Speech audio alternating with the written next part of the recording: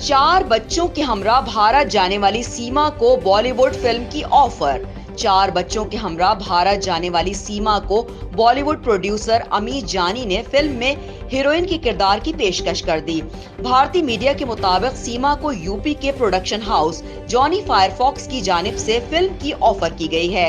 ताहम ये फिल्म सचिन और सीमा की लव स्टोरी की कहानी के बजाय राजस्थान में कत्ल किए जाने वाले टेलर कन्हैया पर बनाई जाएगी।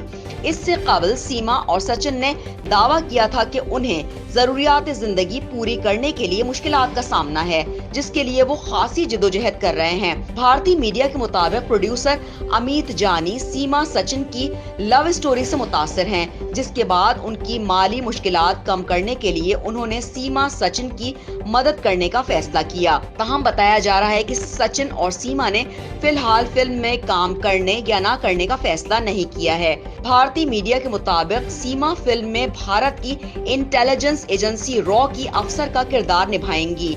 भारतीय मीडिया के मुताबिक फिल्म की ऑफर्स मिलने के बाद सीमा सचिन ने फिल्म डायरेक्टर्स जयंत सिन्हा और भरत सिंह से भी मुलाकात की है।